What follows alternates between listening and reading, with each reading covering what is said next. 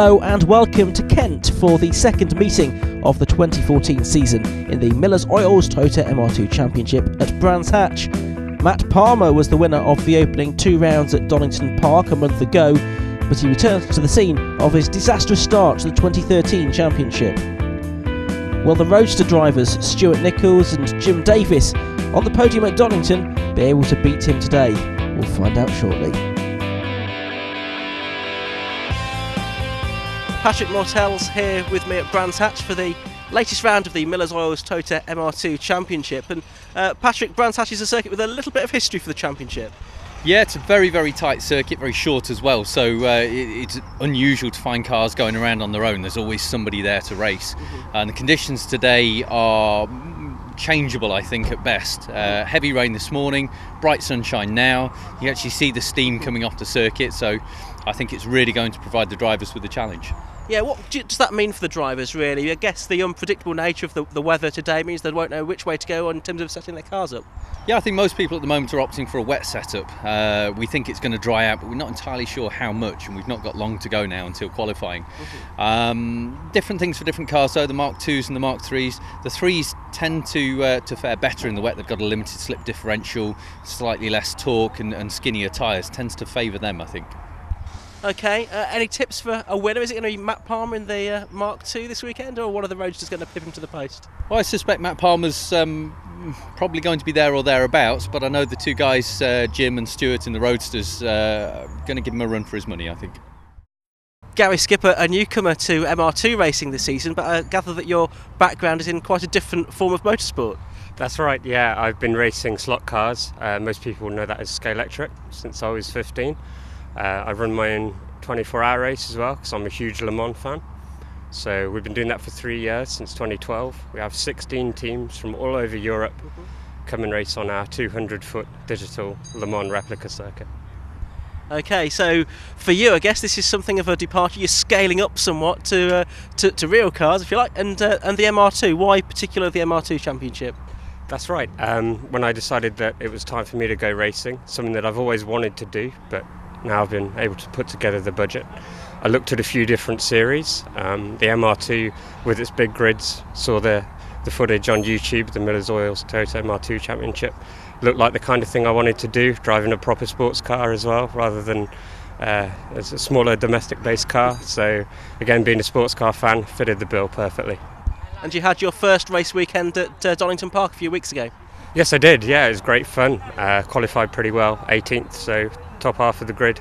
Large grid there, a 38. Had a couple of spins in my first race, being a novice, but kept it calm in the second one and finished where I started.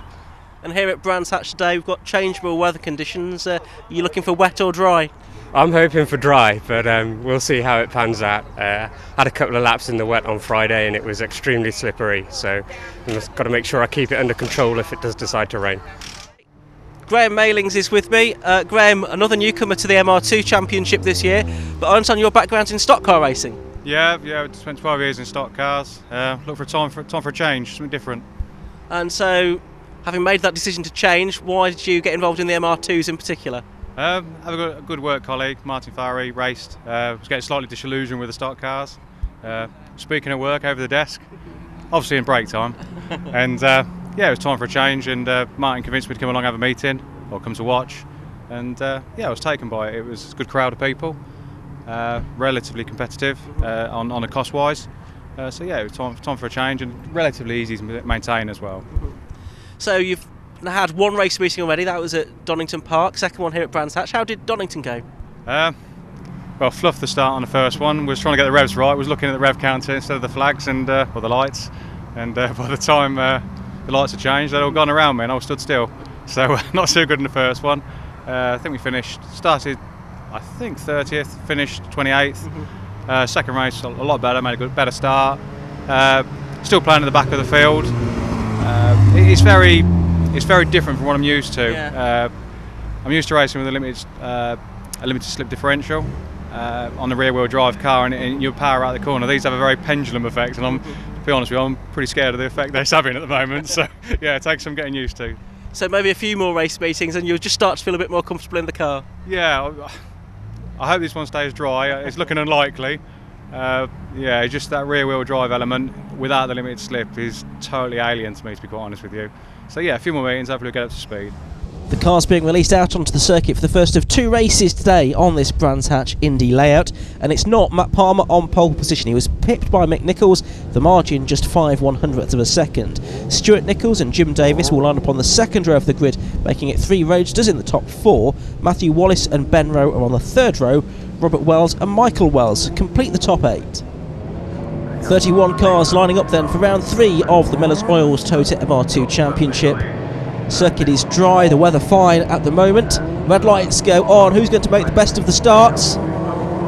Mick Nichols getting a little bit sideways there as he puts the power down from pole position. It's a good start by Jim Davis from the outside of the second row of the grid in the red roadster. He was getting alongside Matt Palmer there. We're on board with Tim Herron, who started on row 6 of the grid. It's very congested up ahead. That's a moment for number 28, Christian White, so he's going to lose a little bit of ground. And it's now John Wilson in the number 77 car up ahead of us, but Matt Palmer has already made up a place, I think. He's back up to second position now, level pegging with Stuart Nichols as they make their way down towards Graham Hill Bend for the first time in this 13-minute plus 1 lap race. And look, in the background there you can see the red roadster of Jim Davis and the blue roadster of Stuart Nichols more or less side by side, but Mick Nichols it is with a few car lengths lead over Matt Palmer as they head in towards Surtees for the first time in a 13-minute plus 1 lap race. Mick Nichols then, the father of Stuart Nichols, who was second to Matt Palmer in the championship last season. Mick himself finished 15th in the end. He'll be pleased with his qualifying performance here at Brands Hatch today, but he'll know he's got a lot of work to do to try and keep Matt Palmer behind him as the field flashed over the line at the end of lap 1. An excellent grid of MR2s having been assembled here. That's Robert Wells going past Matthew Wallace, and Michael Wells doing the same around the outside line at Paddock Hill Bend, climbing up towards Druids now, and he's made that move stick. The Welleses, of course, started on row 4 of the grid. Matthew Wallace started on row 3, so he's dropping back a little bit. And there's number 85, Nigel Ralphson, just up ahead of us. We're on board with John Wilson, and Ralphson started the race in 10th position. The man who started racing in 2010 in the Fiat Championship. Bit of a mistake there, a squirm, possibly a little bit of contact, and I think Ralphson's going to lose out to John Wilson there. Oh, and there might be, well, there certainly is contact there. So that's Ralphson spinning, and Ben Rowe and John Wilson all over the grass. Now, how are they going to rejoin? That could be a little bit chaotic there as they resume the track. Meanwhile, up at the front of the field, Jim Davis in third place has pulled away from Stuart Nichols. Let's have another look at this incident up at Surtees, so you can see contact between Ralphson and Wilson. Ben Rowe was trying to go off in avoidance. This was the view from Tim Herron, and he and Mark Barber in the 22 car had to go either side of the spinning car as it rejoined the circuit. Here's the view from Martin Farrelly in number 24. What kind of a view did he get? Well, he got Ben Rowe broadside across the track in front of him when he arrived. He was able to go to the right-hand side of the circuit. You saw as well the number 21, Phil Hutchins, as well. There you can see quite clearly the contact between the two of them. It turned John Wilson round. Ben Rowe was very much in the way. Quick reactions from Mark Barber in the Library Plus backed car ensured that there was no damage to either of those machines. And this is what John Wilson saw when he felt the touch. He was spun around over the grass. Goes him and Nigel Ralphson. John Wilson, a front runner in the championship last year, of course. He was a championship contender almost to the end. But he loses quite a bit of ground there. Sean Traynor we could see going through as well in the number 27 car, the 43-year-old from Winchester. But for the lead of the race, it's side by side now, coming down from Druids, looking back from Mick Nichols, but he's lost the lead, I think, to Matt Palmer, and he might lose second place as well to Jim Davis at Graham Hill Bend, but for the moment he can repel that particular advance. As we go on board now with Martin Farrelly, going wheel to wheel with Phil Hutchins there, down towards the left-hander at Graham Hill Bend. So you see the drivers, well, generally speaking, taking a much tighter line through Graham Hill Bend these days. They can't now run out over the curbs, or over the edge of the curbs on the exit of Graham Hill Bend, because they'll be penalised if they do so. Matt Palmer then has taken the lead of the race. It's still Mick Nichols in second place. Stuart Nichols now trying to go around the outside of Jim Davis for third position at Paddock Hill Bend. Is he going to make this work? The cars are still more or less alongside one another, but no, Jim Davis just about holds on. And look at this, Robert Wells with a fine turn of speed there is going to attack both of them now. He's in fifth place in the number 45 car. Qualified well at Donington, did Robert Wells, but the results didn't necessarily bear that out. As We see now the number 71 car of Graham Mailings, the driver that's come over from Short Oval Racing. He's doing battle with number 42, which is Chris Franklin from Romford.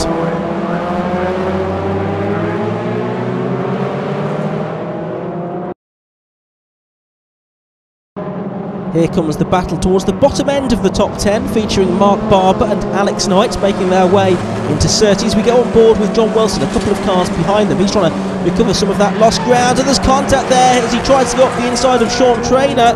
And John Wilson, I'm afraid, spins around in the Hennessy Motorsport prepared car. And he's now got a load more places to have to make up. Let's have another look at that then from on board with Tim Heron, who was just behind John here. You can already see bits flapping off his car. Goes up the inside of Sean Traynor, the gap disappears, a little bit of contact, and it's just enough to turn John Wilson around.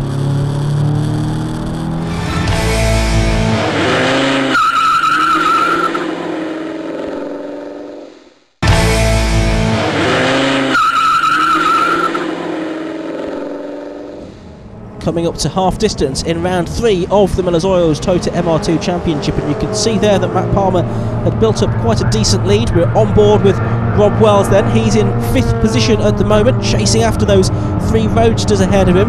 Robert Wells in this Hennessy Motorsport prepared Mark II car, the cars that are a bit heavier but a bit more powerful than the Mark III roadsters. Meanwhile, Jim Davis up ahead is trying to get 2nd place away from Mick Nichols, who started this race on pole position. And Mick's son Stuart Nichols is joining in as well, making their way down towards Paddock Hill Bend as we go back to look at this scrap that features Tim Heron amongst the number, and there you can see Sean Traynor as well in the number 27 car, which is the white car with the blue stripe down the middle of it, in his first season of racing in the car mechanicked by Lee Hall. There you can see number 24, which is Martin Farrelly doing battle with number 80, David Asbury. More here with Mick Nichols, and Jim Davis is at Surtees and he's through on the inside, is he? Has he got that move done? Yes, he has. So Jim Davis does go up to 2nd place. He's got a lot of work to do to try and catch the leader though, and look at this, because really it's now 5 cars for 2nd position.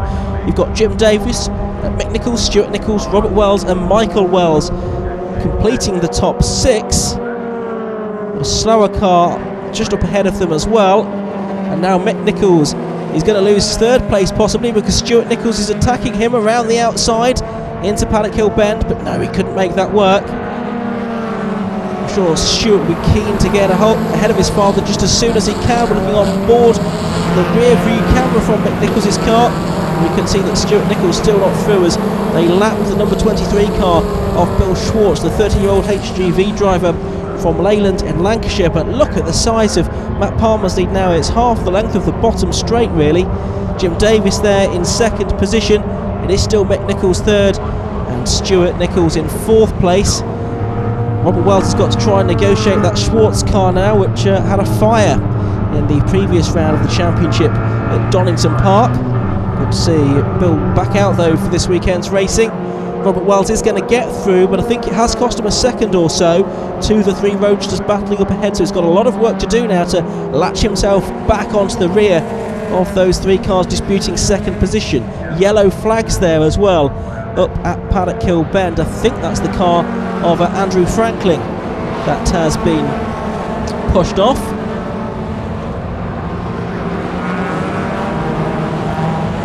Michael Wells then, who was a regular visitor to the podium during the course of last season, on his way to 4th in the championship. Behind Robert at the moment, the cars now make their way along the bottom straight towards Surtees. Very nicely turned out cars with distinctive liveries, and white and green for Robert, and the mainly lime green with black of Michael Wells, turning their way out of the right-hander at Clearways and Clark Curve onto the top straight once more, going through to start another lap, and Michael now having a venture to the outside line. I think those yellow flags have gone in at Paddock Hill Bend, so we're back racing again at that part of the circuit. We're taking manoeuvres permitted once more. A slower car on its way up towards Druids that time, I think was possibly the Andrew Strange car, number 50. forward with Stuart Nichols, still unable to find his way up onto the podium, get ahead of his father Mick. Where heating and bathroom supplies entered machines. Well, they go side by side. Stuart Nichols dives through on the inside of Surtees, and that's 2 positions that Mick Nichols has lost at that corner. Possibly Jim and Stuart able to demonstrate a bit more commitment through that part of the circuit, so Mick Nichols now goes down to 4th position, having qualified on pole position. Over the line, starting of the lap goes Jim Davis. It's still Matt Palmer comfortably in the lead of the race, the engineering graduate from Reading. Still Robert Wells in 5th place, and Michael Wells completing the top 6. As they head up towards Druids, the hairpin once again, down the hill towards Graham Hill Bend as we go on board with John Wilson. He's trying to pass Gary Skip here, who is our slot car racer and race organiser as well. And John Wilson a lot more experienced in these cars, of course, and he's able to drive around the outside of Gary at Paddock Hill Bend and make up at least 1 position. Matt Palmer, though, comfortably ahead in this race. Won both of the races at Donington Park, of course, as we go back to the Rogue Motorsport battle here, and that's between Alex Knight in number 33, who was a winner here in the opening round of last season's championship, and we've got Mark Barber as well. We saw him on the podium in 2013. Tim Herron there, well, he was with them, but he's just made a bit of a mistake through clearways, and that has allowed, I think that's the car of Christian White to get through on the inside, number 28. Yes, it has. And that's up into the top 10. Christian had that moment at Paddock Hill Bend on the first lap, of course, so he'll be pleased to have recovered another position there. Can he get ahead now of the 2 Rogue Motorsport cars that are up at Druids Bend? He's almost with them now already, so that was a good run out of paddock that he had there. Board here with Martin Fowley, who gets a bit crossed up at Druids in the number 24 car, the 41-year-old IT Service sales manager, based in Fleet in Hampshire, but he's an Irishman. Mick Nichols, Robert Wells and Michael Wells there, and Mick Nichols just about to lap his daughter Maxine in the number 17 car, the 32-year-old who works in the family business as well. She's already been lapped by her brother Stuart just a little bit further up the road in number 88, who now is up into 2nd position and ahead of Jim Davis, so that's been a change around. Jim trying to fight back though on the way up to Druids, looking to take the outside line there. Switch back on the exit of the corner, no, he won't, and actually it's not much good to him anyway, because they've got the left-hander at Graham Hill Bend at the bottom of this hill. So Jim tucked in behind Stuart now, who's in 2nd position. Towards Surtees they go. Jim Davis certainly not giving up. In the opening 2 rounds of the championship, he took 2 second positions at Donington, so he'd like to at least maintain that record, but Stuart Nichols, who was 3rd in both races at Donington, company looking to go 1 better here. Over the timing line they'll go to complete another lap. You can see another 2 minutes to go in this race, so we'll get another 2, maybe 3 laps out of this, I should think. A bit more comfortable now for Stuart Nichols. Jim Davis has just dropped back ever so slightly. Matthew Wallace, you can see there in 7th position. Here's the fight for 8th, 9th and 10th. Tim Herron has managed to lash himself back on top onto this battle. He's almost side by side in the background there with Christian White. We're on board with Tim now up at Druids. The gap just ebbing and flowing a little bit. But Tim was able to connect all of the corners together to make a really good lap to attack the black car. Christian White here. We look at number 3, Lee Atkinson, the man from Ascot. There's Graham Malings once more, doing battle with David Rowe a little bit further down the order. As towards us comes John Wilson, another man who's having to try and recover lost ground in that number 77 car. We go on board with him, and he's trying to make up another position. It looks like Simon Wallace is a couple of places ahead of us, and Clark Curve onto the straight with this camber on it, familiar camber that it has. Leaders, meanwhile, have gone on to their last lap now. We still see the number 80 car of David Asprey ahead of John Wilson there. He'll be able to make up another position or two before the end of this race. Up towards Druids. A little bit later on the break, I think, than David Asprey, but not close enough to make a move at the hairpin. About down at Graham Hill Bend. So the next opportunity. I think he's too far back. Yes, he is, to make a move there. If we carry good speed out of the corner, that could be crucial for the next left-hander, which is Surtees. But again, I think he's just too far back. A blip on the brakes there for Asprey up ahead. Not all of the drivers will do that, I don't think. Through the right-hander at Clearways, and John Wilson is able to go through. Here's Matt Palmer then, all capitalising as the number 50 car goes wide to put a lap on Andrew Strange, the 33-year-old from East London. He's a management consultant sharing that car this season with another driver, and off has gone number 29, which is Martin Fahy, the construction and logistics manager from Birmingham, just in front of race leader Matt Palmer. But Palmer, unfazed by that, able to drive around the outside of that stricken car, which is now recovered. He's going to come up to the line. The checkered flag is made ready, and it's 3 out of 3 for Matt Palmer at the beginning of the season in the MR2 Championship. Second across the line is going to be Stuart Nichols. Jim Davis takes third place in the end, and look at that. 4 cars all together really as they came across the line, and it was Robert Wells that took 4th position in the end from Mick Nichols. Let's get confirmation of the results then, and it was 6.19 seconds the gap between Matthew Palmer and Stuart Nichols. Jim Davis phasing a little bit towards the end. Further back, Alex Knight got the better of Mark Barber in that battle for 8th, and Christian White got the last top 10 position from Tim Heron. So Matt Palmer, a 3rd win in a row in the Millers Oil Toyota MR2 Championship. Yeah, it's a really good start to the season. I was a bit disappointed with 2nd on there for qualifying, but we had quite a lot of understeer on the car. We managed to get rid of quite a lot of that, and yeah, I think it showed in that race. Absolutely, but it wasn't the greatest of starts. I think it was something like 4th going through the first corner. Yeah, I think it was about 4th, but then I think we were all pretty much side by side, so yeah, it was got a bit tight, and but yeah, it was a really good start to the race. And then you were just able to pull away. Do you think that the fact that they were battling helped you a little bit? Yeah, once I got past Mick going into Druids, I tried to disappear like I did at Donington, and luckily managed to get quite enough of a gap to sort of relax towards the end of the race. So, Stuart, you upheld on it amongst the roadsters there? Yeah, it was. We were really battling, and Matt got away from us, but those 4, 5, 6, 7 laps were so fraught. Like, racing your old man, it's meant to be fun. It really wasn't fun because he was dogged out there.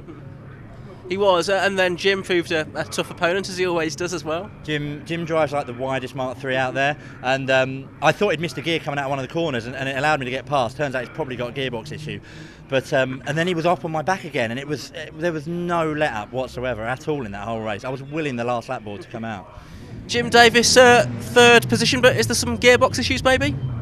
Yeah, as I said previously, yeah, pretty much from a quarter of the way in the race, I got no forward motion on the gear stick, so I was pretty much racing with 2nd and 4th.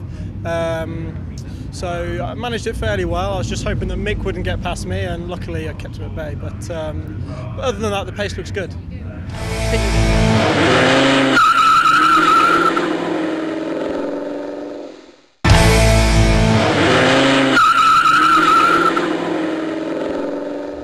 Time now for the 2nd race of the day in the Millers Oils Toyota MR2 Championship, and the conditions very different to what we had for the first race. It started raining not too long ago, so it'll be difficult for the drivers to get the cars on the right setup, I should think. For this one, it's Stuart Nichols on pole position with Matt Palmer alongside him, Mick Nichols and Jim Davis on row 2 as the lights go out. The best of the starts made from the outside of the front row by Matthew Palmer, this grid being determined by the 2nd fastest times set in qualifying this morning. But Matt Palmer loves the rain, and well, you can see why, because immediately he's gone into the lead of the race. Mick Nichols, that is, well, and that's Michael Wells spinning around as everyone managed to avoid collecting him. Christian White goes to the left. He had his own off at Paddock Hill Bend at the start of the first race. He's avoided an incident at the start of race 2. White started on row 6 of the grid, and there's Michael Wells, who started in 6th position, now pretty much right at the back of the field. Well, this is what happened. We're on board with Robert Wells. You can see Michael Wells going down the inside. The back steps out. Robert Wells has to react quickly, and just about avoids any contact, I think, but he loses a few places as he corrects the car. Field making their way down through Graham Hill Bend, then on board with Chris White here, number 28, who last year was the top rookie in the MR2 Championship, returning for his second season of racing. This Rogue prepared car. Towards the right-hander at Clearways they go, and then towards Clark Curve. You can see though the conditions very different, wipers on and very much needed here. Side by side for second position between Stuart Nichols and Jim Davis, as Matt Palmer already starting to get away as they go on to their second lap. It is Nichols that just about holds on, but it's a good run on the way out of Paddock Hill Bend for Jim Davis, and he's got through into second place there. Can he hold it? Because Stuart Nichols will have the inside line for Druids. They're still side by side, Jim Davis using the outside line, and there might be a bit more grip there in these conditions, and so it proves. So Stuart Nichols loses out there, and Jim Davis goes up to P2. Turning their way now through Graham Hill Bend, treading very carefully. I mean, these conditions mean that the lap times are something like 8 or 9 seconds a lap slower than they were in the dry early on, where Matt Palmer just narrowly missed out on breaking his own lap record.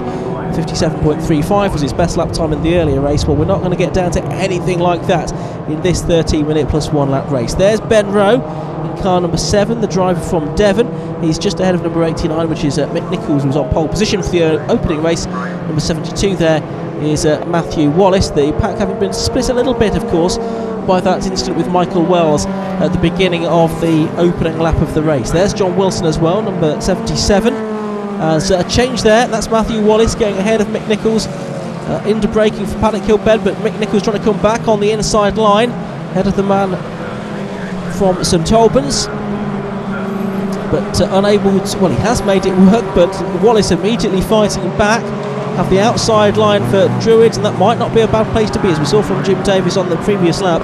In these conditions you have to drive different lines, of course, to find where the grip is. If you take the conventional apex, you'll probably find there's not a lot of grip available. And let's see, down into Graham Hill Bend, they're both being a little bit further away from the curb than they might otherwise be, but nevertheless Matthew Wallace gets it out of shape and he spins around one way and then another. The car pointing back in the direction quite quickly, but he'll lose a lot of time and several places because of that, so that's bad news for Matthew Wallace, who started the race in 5th position.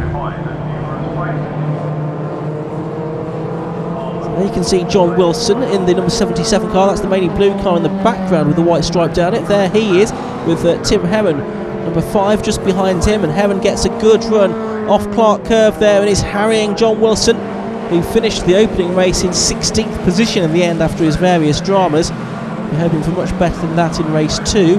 He's just behind Mick Nichols here. You've got the 3 blue cars together. Then I think the next one through, that is going to be Christian White, I reckon. Then you've got Robert Wells. It'll be interesting to see how Michael Wells can do in terms of climbing back up the order after his off at Paddock Hill Bend on lap 1, on board with White. Robert Wells is up ahead of us. This is the view from Mark Barber's car. Mark, the 30-year-old from Northamptonshire, in his 2nd year of racing now. See the corrections that the drivers are having to make on this slippery surface. A bit of a gap up ahead of him that he needs to try and bridge if he's going to make much progress during the course of this race. Well, John Wilson now has gone ahead of Mick Nichols.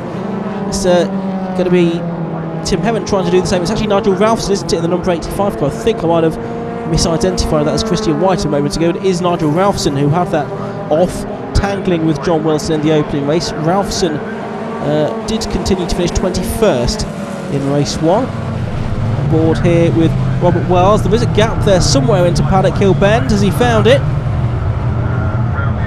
He'll get safely through the corner, it seems to me. Ooh, and onto the grass goes Robert Wells there. Very close forward to the sort of upper midfield part of the circuit. Christian White, he's in there as well now in number 28, so is Sean Traynor. Number 27, the driver from Winchester. This is on board with White, and that's Mick Nichols that's gone spinning around on the exit of Druids. He'll just drive straight past him, and that again has just split this pack open a little bit. Robert Wells up ahead, a bit out of shape there as well, I could see. Well, look at the conditions. You can see from our camera lens that they're treacherous, and someone else there has had a spin in the background. That could be The number 80 car of David Asbury possibly. He's got going again, but again he's lost several places as he gets back underway. Nigel Ralphson now at the head of this group. His second season of racing. He joined the MR2 Championship last year after a layoff in 2012. The previous 2 years he's competed in the Fiats. Punto in 2011. He's got Robert Wells, number 45, just behind him, the driver from Weymouth. Then it's Christian White next up, and look at Wells there. He's out of shape, but he carries on. He's determined to get past Nigel Ralphson here, up at the right-hander at Druids. Matthew Wallace, after his spin, is trying to come back as well. See if he's enjoying these conditions or not. Wallace, as we said, started 5th, but at the moment is just outside the top 10. Mistake for Robert Wells there, and that's allowed White to go through. Wallace, I think, liked the look of that as well. He tried to pounce, but he couldn't make it work. Oh, what a spin up. It's number 50. It's Andrew Strange from London. As the car pointed back in the right direction again. It's towards the back of the field. He was not far behind number 17, Maxine Nichols there. So Matt Palmer, I can tell you, continues to lead this race, but the interest generally is a little bit further back. There's Robert Wells, number 45. Always seems to be embroiled in the thick of a battle. We go on board with him now as the field heads towards Paddock Hill Bend. Viper's going. Everyone ahead of him is safely through. A good run up the hill towards Druids. If so, he's on the outside line. Cut back. Can he get that? I think it's Christian White up ahead of him. Able really to challenge, and again has to correct the car as he comes out of Druids. Just loses a few hundredths of a second there. Sees the brake lights glowing on the car ahead of him. Bit of curb being used there on the exit of Graham Hill Bend. The curb you still find to use. It's beyond that, and you're going to get into a lot of trouble here at Brands Hatch. But Wells does make a move there. He's got ahead of Chris White and up one place, and Wallace is going to try and capitalise as well, but White moves across to defend. But all of that has allowed Nigel Ralphson to get away a little bit. Now Wallace, well, he knows the tricks. He knows there'll be more grip on the outside line, a bit more experience than Christian White, so will that pay him in good stead and allow him to get ahead of the black car? They're still absolutely side by side as they come up and over the line. They're going to be virtually dead heating as they go across the line that time. Wallace has got his nose ahead, but White has the inside line for Paddock Hill Bend, and I think that's going to count in the end. Yes, it is. So White holds on, and Wallace, well, he covered quite a few more metres, I think, than the 28 car as they completed the last half a lap of that race. And Wells is out of shape up ahead of us. Car points in one direction than the other.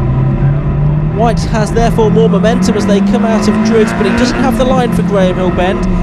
So despite that error, Robert Wells is able to hold on, but he's lost ground to the car ahead of him once more.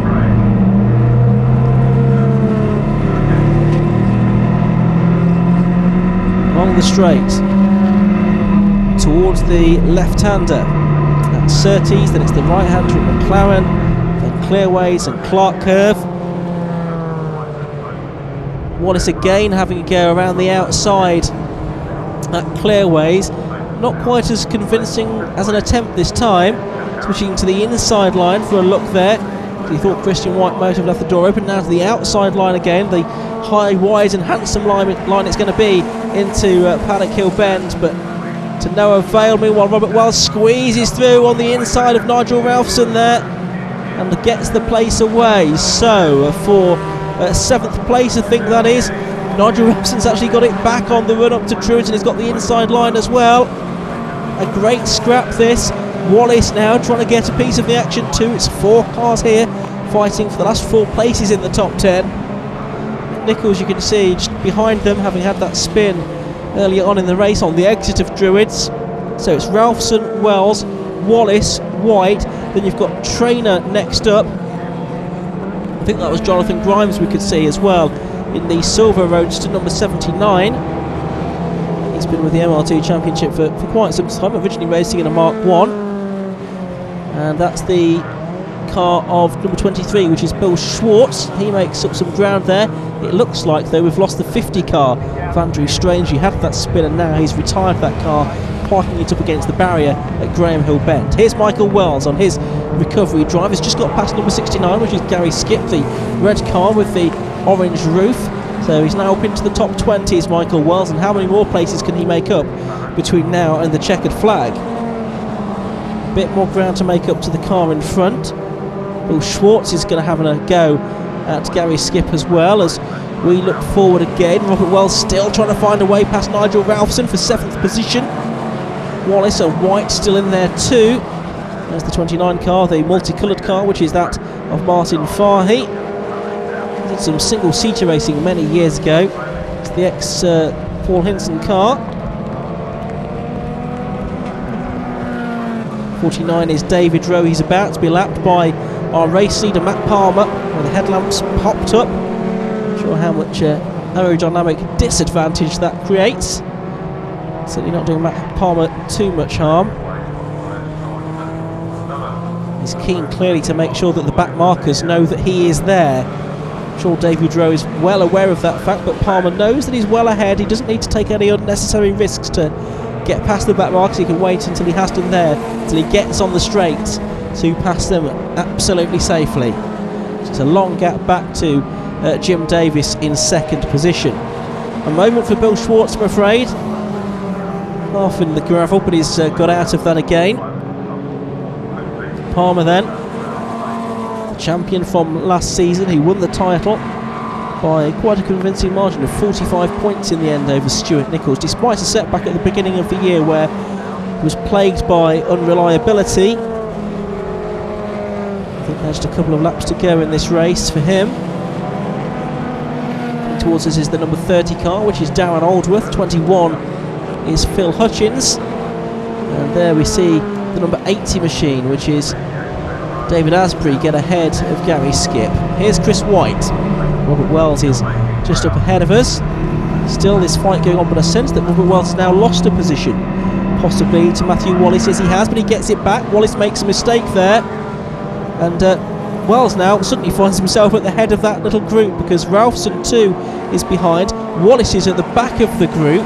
Now Christian White goes through and up into 8th position, so it's Wells now in 7th, White 8th, Ralphson 9th, and Matthew Wallace completing the top 10.